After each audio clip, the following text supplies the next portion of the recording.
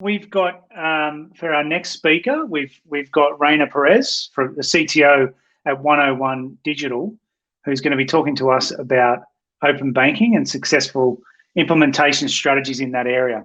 So I'm interested to see, there's so much happening in the open banking space at the moment, and really interested to see what you can tell us, Rana. Very good. Thank you, James. And good afternoon to you all in Australia and wherever you are joining from. It's great to be here. And what a great theme as well. Accelerating digital is one of my favorite themes.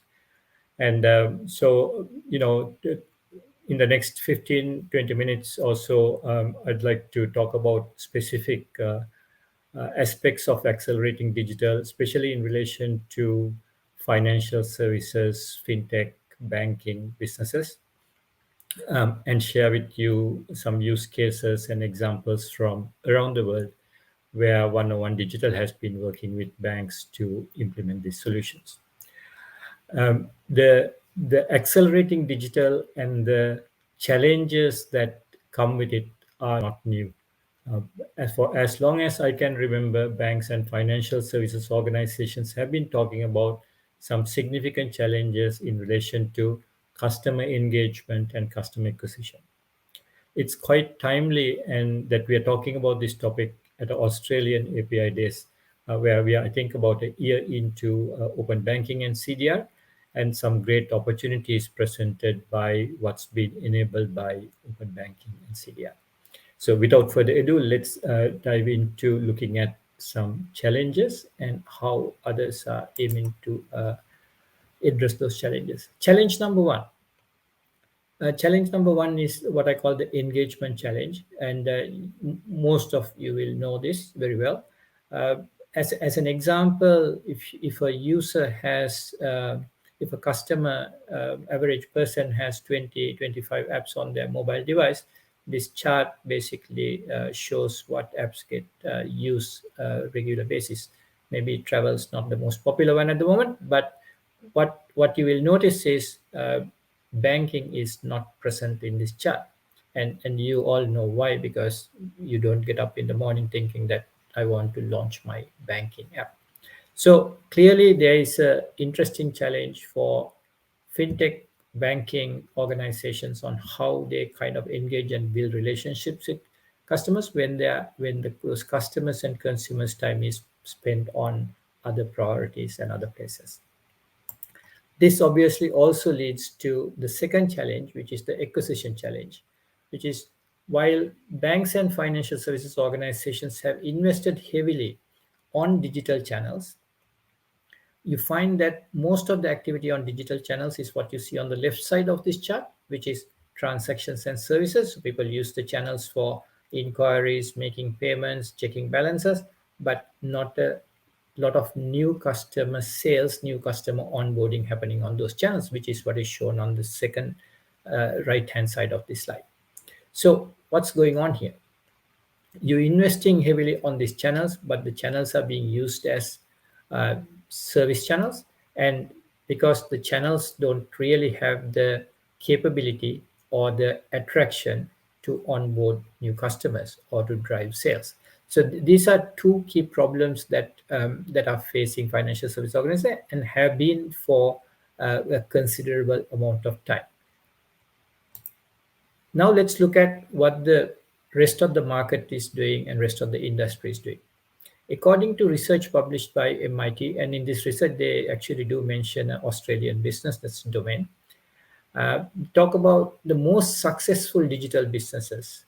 That are digital businesses that are attracting a lot of consumers, doing a lot of digital sales, are ecosystem businesses. And what do they mean by ecosystem businesses?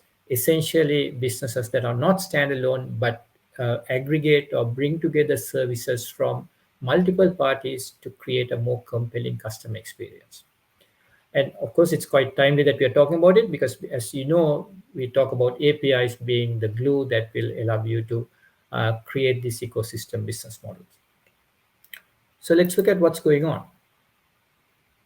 What this picture is depicting on the left-hand side is where the banks have traditionally invested and how banks and fintechs have thought about creating platforms and creating applications, where the focus on omni-channel has meant that we try to say, you want a loan, come to the website, apply for the loan, or you can apply for it on the mobile app.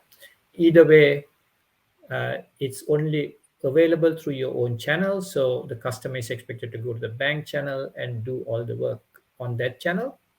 Whereas on the right-hand side in the ecosystem business model, domain could be one example, and there's a plethora of others, where there's a more compelling experience for the consumer who is trying to address a lifestyle need, which is buying a home. So, how do I find my home? Is it in the right location?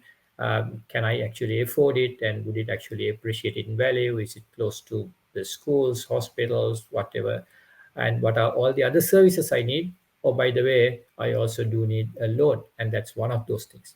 So the consumer's mindset is about solving their lifestyle need, which is the uh, buying of a home rather than necessarily applying for a loan. So this is perhaps one reason why the ecosystem business models are gaining more momentum, because a consumer interacting in the ecosystem platform or ecosystem app has more meaningful things that are relevant to them in addition to just the banking services. So that leads us nicely into what are the ingredients that make these business models possible, and what's the relevance of open banking. Now, the concept of these ecosystem business models have existed for a while, but perhaps the introduction of open banking in different markets, what it enables, the sharing of data, is now making these models more possible and more feasible. So clearly there is open banking and CDR as mechanisms of sharing data that allow people to draw insights and surface those insights on the platforms and on the apps that the users are in. The follow-on to this one, immediate addition, is banking as a service. As you know, this has become more commonplace now, that allows banking services to be offered by banks and others, right, to uh, anybody who wants to consume those banking services, so that they can be easily injected or introduced into the ecosystems that the consumers are in. And finally, but not least, embedded finance, the idea of being able to integrate banking services easily into the ecosystem. So the combination of open banking, banking as a service, and embedded finance are three themes that are playing in this space, that are fueling the ecosystem business models that allow banks, fintechs, and others to create more compelling propositions. And not just them, but not for just for licensed banks, but for anybody to be able to do that. So you could see that if, according to MIT research, if ecosystem business models are the successful ones, and that there's plenty of other evidence doing that, then we have a lot of ingredients now readily available for us to be able to do that. Let's take a look at what a typical ecosystem example looks like. This is just an example of the business ecosystem or small business ecosystem, which is quite interesting. As we have seen, many banks around the world are targeting this ecosystem. And if you consider this one, there's a business in the middle, and the business has suppliers, customers, employees, and family. And by servicing the business more holistically and seeing the interrelationships and the data that is flowing through between the business and the other parties, the service providers are able to bring together more meaningful set of services, not just for the person in the middle, but also through them acquire their employees as customers, or their suppliers as customers, and their customers as customers. So you can see that the relationships that are created on a platform through an ecosystem are really important and significant for the financial service. And those things can be enabled through the technologies and the APIs that we're talking about now. Let me look at a quick example. This is some work that we did in Africa to turn a traditional bank into a banking as a service platform. The idea here was they were very similar to the example that I presented earlier on. There's channels, digital channels, but there is no customer acquisition, new customer acquisition or sales on the digital channel. So this business model essentially enabled the bank to provide APIs so that other businesses could embed those banking services in their apps. So what you see across the top are a number of different businesses who already have existing pools of customers are now including the bank's APIs, whether it is for savings deposits, payments, and loans into their applications and making their business process and the experience much more seamless. Through this, the bank is now able to acquire not just going after one customer by one customer, but by providing the banking services, now they are able to attract pools of customers that are sitting with each of these service providers into the bank. So the evidence proof of this model working is going from zero new customers on digital channels to a significantly increased number of new customers on digital channels, but brought in through partnerships of people using your APIs to onboard those customers to the bank. So what makes up what does a platform like that look like? From a outset, the key ingredients are that you are able to combine banking is not the main stage. Banking is one of those capabilities, but clearly there's a whole bunch of third-party services or partner services that are brought together, but being able to integrate banking and non-banking services. The second part is being able to view and manage data and turn those data into insights to provide product comparisons, recommendations, product catalogs, and a whole plethora of services that can be easily embedded in very lifestyle centric use cases around employment, health, education, and so on and so forth. So the platforms that allow number of different use cases, not necessarily originated or thought through by the bank, but these use cases come up because banks are offering the APIs to the outside world, and the partners who want to use those APIs are coming to the bank and saying, hey, we want to create a model like that, create a use case like that. How can we use your APIs to do that? So in those discussions, in those collaborations, gives rise to new ideas of APIs that either the bank can source directly or bank can source from their partners to bring together to create a plethora of use cases. So this one is like a giving rise to this model that you saw before that are creating a whole number of non-banking use cases on a platform. Some more examples. Keep going. So this is a UK-based neobank.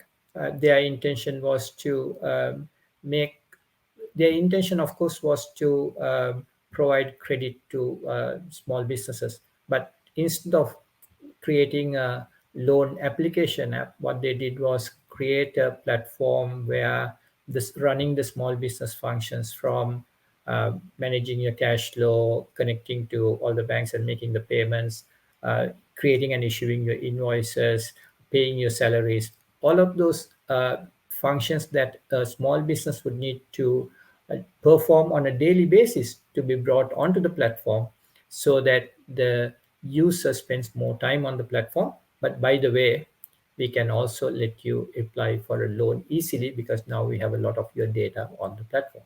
So taking the friction out of everything that you do and encouraging the user to spend more time on the platform. The second use case where open banking integrated app on the right-hand side is provided to the small businesses to run their business and a whole bunch of business functions on it.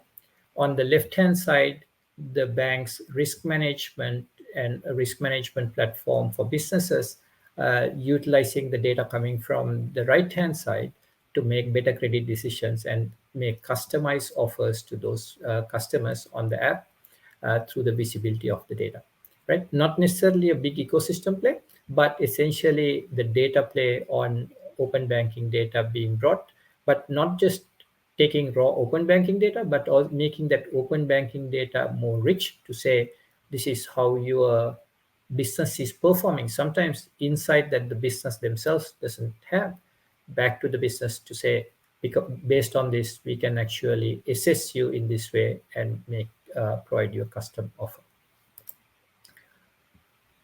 This one here, OnePay, is a product that we have created, seeing the need in the market for the style of products that we talked about.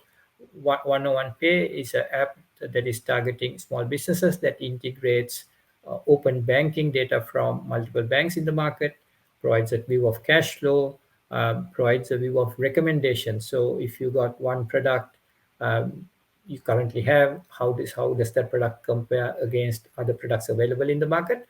But also allow the small businesses to do their invoicing, payments using open banking rails, so that it's a cheaper payment mechanism than the cards. And also, when you finally decide you need credit, easy application for credit. A complementary app that goes with that for the employees of the businesses, that allows all of the open banking features on it, so that they could have access to all their banking features on it, but also from an employer to employee payments, salary payments, pay slips visible on the app, as well as access to health and well-being services for the consumers. So here is a case where the employer, a small business, is offering its employees a better offering of health and well-being products and services, maybe discounted, maybe through partnerships, but also engaging them on that app. So basically, for the provider of these apps, a bank or a fintech, a great visibility of what is happening with the data, but also great engagement, because it's just not only banking.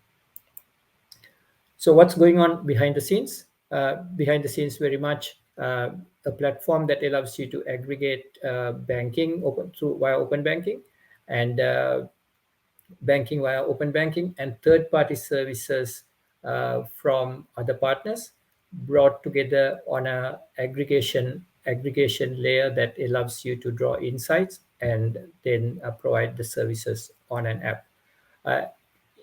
Obviously, these things can exist without open banking, but of course, open banking is now making this very much possible and much simpler in the markets that open banking is available. So let's look at quickly some examples of the types of things that are being done with open banking APIs in that space.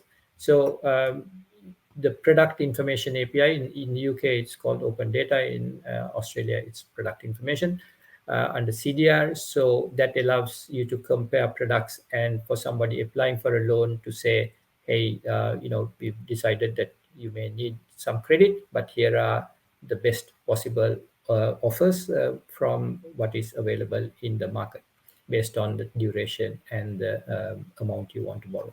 So this is relatively easy to do. The second part, very common use case in open banking, giving the user aggregated view of accounts, so that small businesses tend to have multiple accounts. They don't really need to log into the NAB app and the Westpac app to see their accounts. It's all in one place. Very common use case, but of course, with all of this comes very valuable and rich data that can be used to offer better insights. Now, if you combine the two things that you saw before into one place, you could say, hey, here are the accounts that you have, Mr. Small Business or Mrs. Small Business, and here are the products available in the market, and you can potentially save some money by switching a product. Would you like to do that, and can we help you do that? And then finally, it's not restricted to just banking. You could do this across other platforms as well, like accounting platforms, which tend to be quite common with the businesses, to provide a consolidated view of receivables. So banking, receivables, all on the same platform, plus insights being provided to help you optimize your wealth, and then creating linkages between small businesses and their related parties around it. So in very simple terms, we're combining recommendations based on just market insight, account information aggregated on a single app from multiple banks, providing recommendations that optimize your wealth, and finally combining not just banking but also the receivable data from accounting functions on the app for small businesses. And this is the product called OnePay that we have built, and we are offering this product now from a almost free white labeled product or source code for the platform so that people can take it and modify it, because we do believe in creating great ecosystems and we want to support the creation of great ecosystems. Finally, when you look at those APIs, those apps, behind those apps, there's a collection of APIs. As an example, I just provided one example here, the product comparison APIs that allows you to look at products from both different product types from different banks as well as products from different markets. Different markets are not really relevant. APIs currently do UK and Australian banking products, allow you to compare products, just product to product comparison, or standard like what is available in the market compared to what you as a customer have comparisons. And this product API and related set of APIs are currently available for anybody to use at openbankingaustralia.bankapi.net. If you are interested, go there, give it a try, let us know what you think. If you think that we can make some enhancements, also do let us know, because we are very interested in supporting the digital acceleration and acquisition through these APIs. Finally, we are really serious about accelerating digital in relation to customer acquisition.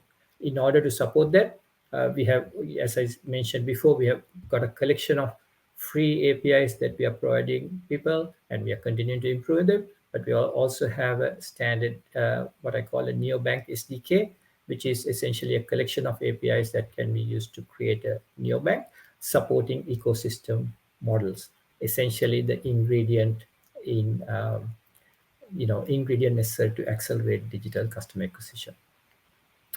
Finally, on the right-hand side, we also operate the Open Banking Directory.io, which is a directory of all the fintechs, banks, and APIs from around the globe. So if you are a fintech, bank, or associated business, please do put yourself up there if you're not already there. It's a growing list of companies.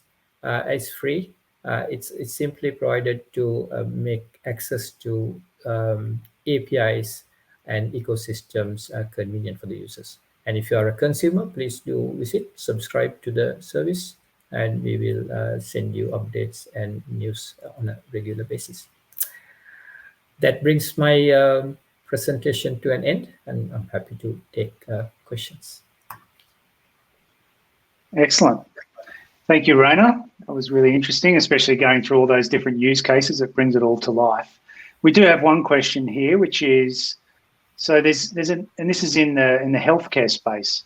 So there's an ecosystem provider in healthcare that had issues when customers didn't understand the degree of access that was going to be granted to their other services, even though it was disclosed in a long customer statement. Like, for example, lawyers would contact them when they've been treated for an accident. So have banks faced that sort of issue in the past? Very, very much so. Banks are, I think, generally pretty good at it, and almost too good. And I say that because it's a blessing and it's a curse, because banks are overly cautious in this respect. So and one of the barriers stopping banks from adopting these business models. So banks do face it, and as you know, banks are very good at having the small print and the terms and conditions around their products. So especially when it comes to the gray areas of open banking and data sharing, they will tread very carefully. And these are some of the reasons that we see that the adoption or the entry into these business models from banks are very slow, because they are very cautious about what they can and can't do and what they want to get into. So perhaps the fintechs tend to take a little bit more risk in that. And where we have worked with banks to do this kind of thing, it takes an enormous amount of time to get the internal people lined up in order to do something like this before they actually execute. Excellent. Okay. Thanks, Rana, for that. I think we're out of time, so we'll move to our next speaker. But that was fantastic, and enjoy the rest of the conference. Thank you very much. Okay. Thanks, Rana.